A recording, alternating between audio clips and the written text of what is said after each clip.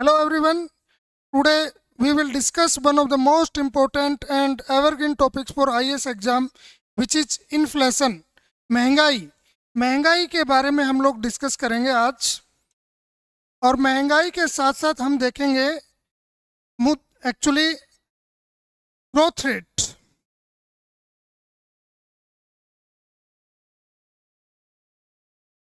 Economic growth rate या आप कह सकते हैं जीडीपी ग्रोथ रेट। इन्फ्लेशन, इसको आप मुद्रास्फीति भी कह सकते हैं, मुद्रास्फीति। तो मुद्रास्फीति और ग्रोथ रेट के बीच क्या रिलेशन है? मुद्रास्फीति कितने तरह की होती है? मुद्रास्फीति से कौन कौन प्रभावित होते हैं? तो आप देखते होंगे मुद्रास्फीति से आरबीआई भी प्रभावित होता है, आमजन भी प्रभावित होता है, कंपनियां भी प्रभावित होती है, इवन सरकार भी प्रभावित होती है, क्योंकि इससे मुद्रास्फीति से या महंगाई से चुनाव भी प्रभावित होते हैं, है ना। तो मुद्रास्फीति क्या होती है इसे हम एक लाइन में समझते हैं। जैसे मान लीजिए आपके पास 100 रुपीज है। अब 100 रुपीज में आप मान लीजिए 2 kg शुगर खरीद सकते हैं, 2 kg शुगर। और फिर आप 100 रुपीज में ओनली 1 kg शुगर ही खरीद सकते हैं। इसका मतलब क्या हुआ कि ध्यान दीजिए कि शुगर का जो प्राइस है वो इंक्रीज हो गया, क्योंकि यहाँ पे 50 रुपये पर केजी आ रहा है, लेकिन यहाँ पे 100 रुपये पर केजी आ रहा है। तो इस तरह से मुद्रास्फीति में दो बातें होती हैं। एक तो जो वस्तुएं होती है, सेवाएं होती हैं, उनकी कीमत बढ़ जाती है, और दूसरा जो मुद्रा होती है, करेंसी होती है, उसकी वैल्यू घट जाती है। कैसे? देखिए, यहाँ पे 100 रुपये की जो वैल्यू है वो 1 kg शुगर के इक्वल है ना। और यहाँ पे 100 रुपये की जो वैल्यू है वो 2 kg शुगर की वैल्यू है। इसका मतलब यहाँ पे करेंसी की वैल्यू कम हो गई। तो करेंसी की वैल्यू का कम होना और वस्तुओं एवं सेवाओं की कीमतों का बढ़ना, यही महंगाई है, या इसे आप मुद्रास्फीति भी कह सकते हैं। अब ध्यान देंगे कि मुद्रास्फीति कितने तरह की होती है। मुद्रास्फीति आप कह सकते हैं creeping inflation, creeping inflation, moderate inflation, moderate inflation and hyper inflation, hyper inflation.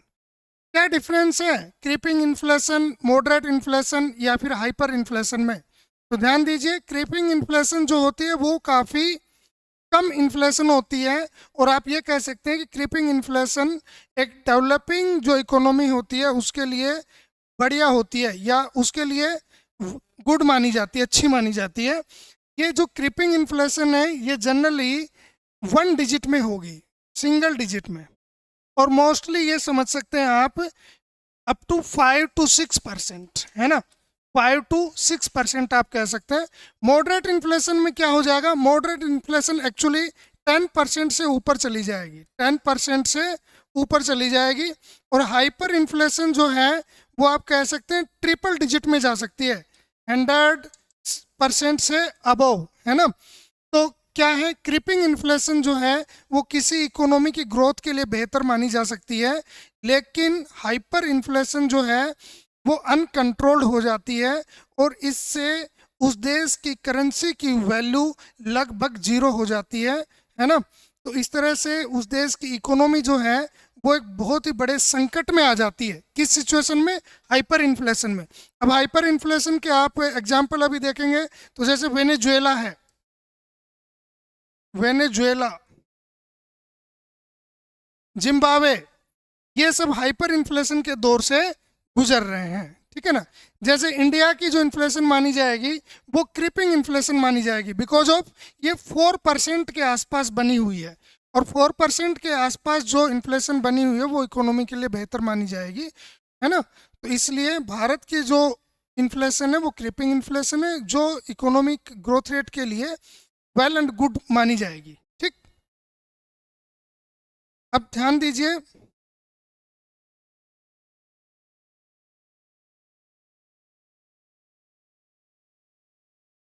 आपने एक वर्ड देखा इन्फ्लेशन,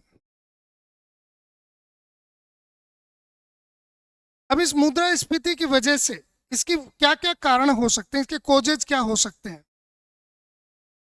इसके कोजेज या रीजन क्या हो सकते हैं, और इसके इम्पैक्ट क्या हो सकते हैं, इम्पैक्ट क्या हो सकते हैं, और कैसे इसको कंट्रोल किया जा सकता है, कंट्रोल कैसे किया जा सकता है। तो इसके कोजेज क्या हो सकते हैं, देखिए एक तो डिमांड पुल हो सकती है, डिमांड की वजह से, या फिर सप्लाई सप्लाई कम होने की वजह से, या फिर कॉस्ट इंक्रीज होने की वजह से, ठीक है, या फिर वेजेज इंक्रीज होने की वजह से। तो ये कुछ रीजंस हो सकते हैं जिस वजह से महंगाई बढ़ सकती है। ध्यान दीजिएगा, डिमांड कैसे, जैसे पॉपुलेशन बढ़ गई, पॉपुलेशन बढ़ गई या लोगों की इनकम बढ़ गई, लोगों की इनकम बढ़ गई, तो इससे डिमांड बढ़ेगी। तो डिमांड बढ़ने की वजह से क्या होगी, महंगाई बढ़ेगी। फिर दूसरा कारण हो सकता है सप्लाई का कम होना। मान लीजिए डिमांड उतनी ही है लेकिन सप्लाई टूट गई। अब सप्लाई टूटने के कई कारण हो सकते हैं, या तो कोई फसल कमज़ोर हो गई है ना, या फिर कोई इंफ्रास्ट्रक्चर वाला रीजन आ गया, या फिर कोई इस तरह की डिजास्टर आ गई जिस वजह से सप्लाई ब्रेक हो गई, या फिर काला बाजारी की वजह से भी सप्लाई ब्रेक हो सकती है। तो सप्लाई ब्रेक होगी तब भी डिमांड उतनी है लेकिन सप्लाई कम होने की वजह से महंगाई बढ़ सकती है। जैसे आप टमाटर, प्याज, इस तरह की जो महंगाई देखते हो, टमाटर में का भाव बढ़ गया या फिर प्याज का भाव बढ़ गया, तो ऐसा तो नहीं कि अचानक उनकी डिमांड बढ़ गई, डिमांड नहीं, एक्चुअल में उनकी सप्लाई कम हो जाती है, इस वजह से वो महंगाई बढ़ती है। फिर कॉस्ट इंक्रीज, जैसे मान लीजिए फ्यूल का प्राइस बढ़ जाए, फ्यूल का प्राइस बढ़ जाए, या टैक्सेस बढ़ जाए, टैक्सेस बढ़ जाए, है ना, या वेजेस, मजदूरी बढ़ जाए, तो इससे भी फिर महंगाई बढ़ेगी। और वेजेस की वजह से भी महंगाई क्यों बढ़ेगी, एक तो मजदूरी ज़्यादा होने की वजह से वैसे महंगाई, और फिर मजदूरों की इनकम यदि बढ़ेगी तो उसकी वजह से क्या होगा, डिमांड भी फुल होगी, तो डिमांड की वजह से फिर अगेन महंगाई बढ़ सकती है, ठीक है। तो लेकिन क्रिपिंग इन्फ्लेशन मतलब थोड़ी महंगाई जो है वो डेवलपिंग जो कंट्रीज हैं या डेवलपिंग जो जीडीपीज हैं उनके लिए बेहतर हो सकती है, क्योंकि उससे डिमांड बढ़ती है, और डिमांड बढ़ने से मार्केट की एक्टिविटीज़ बढ़ती हैं, और इस वजह से लोगों के रोजगार भी बढ़ता है, और इनकम बढ़ती है, साथ में गवर्नमेंट का रेवेन्यू भी बढ़ता है, ठीक है।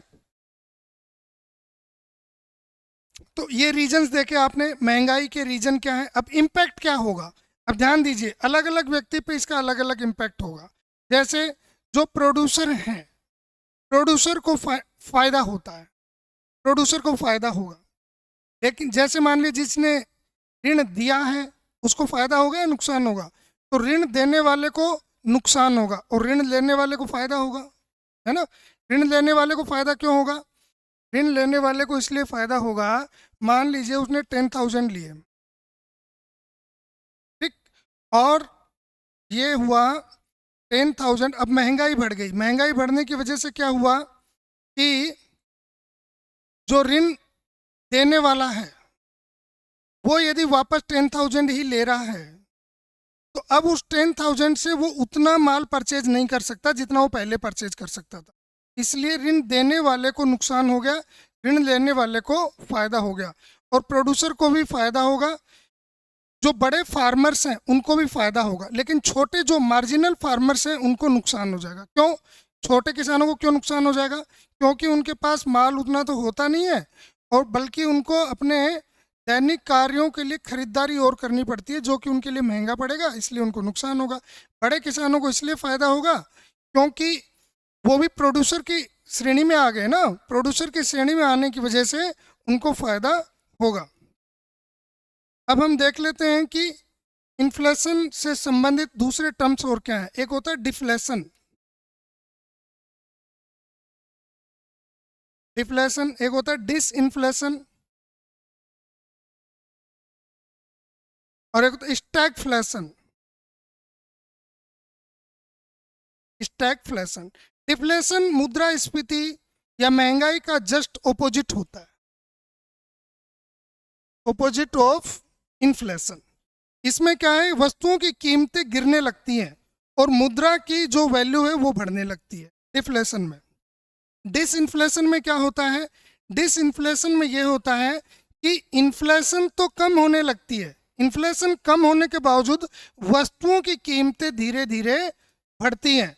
तो ये डिसइन्फ्लेशन है जो किसी इकोनॉमी के लिए बढ़िया माना जाएगा, क्योंकि इसमें इन्फ्लेशन नीचे हो रही है लेकिन वस्तुओं की कीमतें धीरे धीरे बढ़ रही हैं, जो कि आपको ग्रोथ रेट दिखाई देगा उसमें। स्टैगफ्लेशन क्या होता है? स्टैगफ्लेशन जो है ये सबसे खतरनाक सिचुएशन होती है, या सबसे डेंजरस सिचुएशन इसको आप कह सकते हैं, बिकॉज ऑफ इसमें महंगाई बढ़ने के साथ साथ ग्रोथ रेट नीचे आती है। मतलब आपकी इकोनॉमिक ग्रोथ रेट भी डाउन हो रही है और महंगाई भी बढ़ रही है। तो इस सिचुएशन से निपटना बड़ा मुश्किल होता है स्टैगफ्लेशन से। ठीक है, मतलब डिमांड भी कम है और इन्फ्लेशन भी बढ़ रही है, तो ये सिचुएशन जो है वो स्टैगफ्लेशन कहलाएगी। तो आपने डिफरेंस जाना किस किस के बीच? इन्फ्लेशन,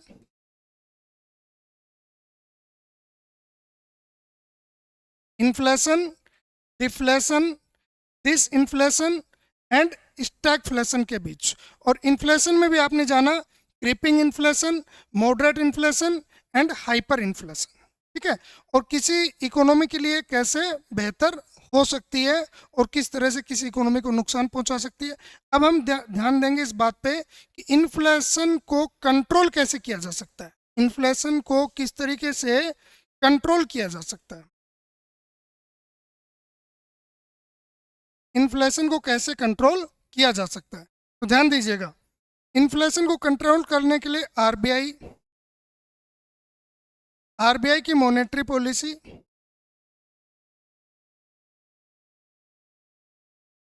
इसके साथ ओपन मार्केट ऑपरेशंस, उसके अलावा गवर्नमेंट की फिस्कल पॉलिसी। अब देखिए, महंगाई को यदि कंट्रोल करना है तो आरबीआई क्या करेगा? आरबीआई रेपो रेट बढ़ा देगा, आरबीआई सीआरआर भी बढ़ा सकता है ना। तो रेपो रेट बढ़ाने से क्या होगा कि जो लोन है वो महंगा हो जाएगा। लोन क्या होगा? महंगा हो जाएगा। जब लोन महंगा हो जाएगा तो जनरल बात है कि कंपनियां या लोग जो है लोन कम लेंगे, लोन को पे ज़्यादा करेंगे। इससे मार्केट से लिक्विडिटी कम हो जाएगी। मार्केट से लिक्विडिटी यदि कम होगी तो डिमांड घटेगी, डिमांड घटने की वजह से क्या होगा? इन्फ्लेशन कंट्रोल होगी। ठीक है, तो रेपो रेट बढ़ाने की वजह से या सीआरआर कैश रिजर्व रेशियो बढ़ाने की वजह से। तो यदि सीआरआर बढ़ता है, कैश रिजर्व रेशियो बढ़ता है, तो इससे क्या होगा कि जो कॉमर्शियल बैंक्स हैं उनकी ऋण देने की क्षमता कम होगी। ऋण देने की क्षमता कम होने की वजह से भी अगेन मार्केट में लिक्विडिटी कम होगी और उससे डिमांड जो है वो कंट्रोल में आ सकती है। ठीक है, तो ये एक्चुअल में जो इक्विपमेंट से ये डिमांड की वजह से जो इन्फ्लेशन बढ़ी है उसके लिए कारगर साबित हो सकता है। फिस्कल पॉलिसी कैसे? गवर्नमेंट जो डेफिसिट बजट लाती है या घाटे का जो बजट लाती है उसको कम करे गवर्नमेंट। यदि फिस्कल डेफिसिट हो गए या फिर डेफिसिट बजट आएगा तो उसकी वजह से क्या होगा? उसकी वजह से ये होगा कि खर्च अधिक होगा और इनकम कम होगी। खर्च अधिक होगा तो जनरल बात है कि उससे डिमांड बढ़ेगी, डिमांड बढ़ने की वजह से अगेन क्या होगा? महंगाई बढ़ेगी। तो इसका मतलब ये होगा गवर्नमेंट को अपनी सब्सिडी कम करनी होगी, है ना। तो इस तरह से फिस्कल पॉलिसी, मॉनेटरी पॉलिसी। अब आरबीआई ओपन मार्केट ऑपरेशंस के द्वारा भी इसको कंट्रोल कर सकता है। कैसे? आरबीआई क्या करेगा? जनरली जो गवर्नमेंट सिक्योरिटीज होते हैं, ठीक है, उनको खरीदने लगेगा। जब उनको खरीदने लगेगा तो तब तो क्या होगा कि पेमेंट करना पड़ेगा। लेकिन वो क्या करेगा कि महंगाई को यदि कंट्रोल में करना है तो गवर्नमेंट सिक्योरिटीज को या गवर्नमेंट बॉन्ड्स को वो सेल करना शुरू करेगा। जब सेल करेगा तो उससे क्या होगा? जो मार्केट की लिक्विडिटी है, या लोग पेमेंट करेंगे और बॉन्ड लेंगे।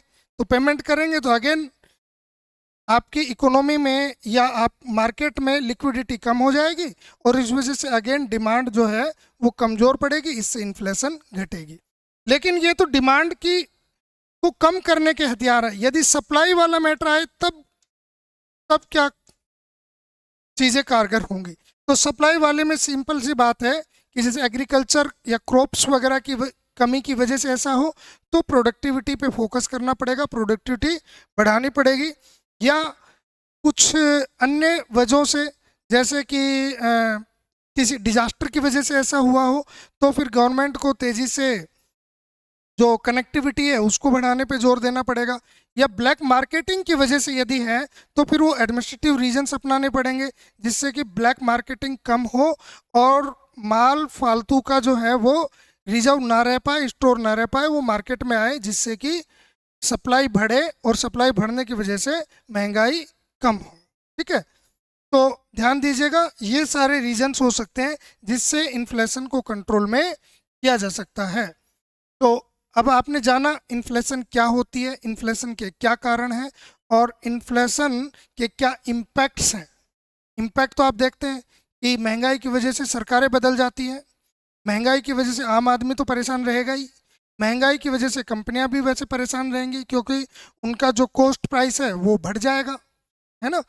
आप एक बात का ध्यान और देंगे कि कुछ चीज़ें ऐसी भी हैं जिनको हम इंपोर्ट करते हैं और उनके इंपोर्ट की वजह से भी महंगाई बढ़ती है। फॉर एग्जांपल, इंडिया ऑयल जो है उसका इंपोर्ट करता है, और यदि ऑयल के प्राइस बढ़ते हैं तो कॉस्ट बढ़ जाएगी, कॉस्ट बढ़ने की वजह से महंगाई बढ़ेगी, है ना।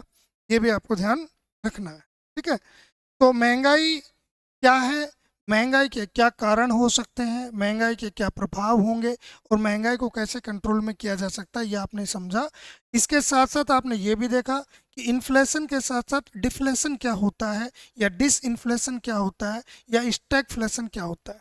और इसमें सबसे जो डेंजरस सिचुएशन है वो स्टैगफ्लेशन है, बिकॉज ऑफ उसमें ग्रोथ रेट भी डाउन होती है, मतलब डिमांड भी डाउन होती है, और साथ में महंगाई बहुत तेजी से बढ़ती है। तो उस सिचुएशन से निकलना थोड़ा मुश्किल काम हो जाता है ना। आरबीआई क्या कर सकता है इसके लिए, गवर्नमेंट क्या कर सकता है, तो गवर्नमेंट अपने फिस्कल पॉलिसी के द्वारा, आरबीआई अपनी मॉनेटरी पॉलिसी और ओपन मार्केट ऑपरेशंस के द्वारा महंगाई को कंट्रोल करने की कोशिश करते हैं। लेकिन क्रिपिंग इन्फ्लेशन जो है वो किसी भी देश की जीडीपी के लिए बेहतर हो सकती है, बिकॉज ऑफ थोड़ी यदि महंगाई हो तो उससे डिमांड बढ़ती है, और डिमांड बढ़ने की वजह से प्रोडक्टिविटी भी बढ़ती है, प्रोडक्शन बढ़ता है, और इससे एम्प्लॉयमेंट भी बढ़ता है, लोगों की इनकम भी बढ़ती है, जिससे जीडीपी की ग्रोथ रेट भी बढ़ती है। तो आज के टॉपिक के लिए इतना ही। आईएएस प्री एग्ज़ाम 2026 के लिए वैल्यूएबल वीडियोज प्राप्त करने के लिए आप लोग चैनल को तुरंत सब्सक्राइब कर लीजिए। जो इससे क्या होगा कि आपके पास एक्सक्लूसिव वीडियो जो मिलेंगे वो आईएएस प्री 2026 के लिए काफ़ी वैल्यूएबल होंगे। Thank you very much.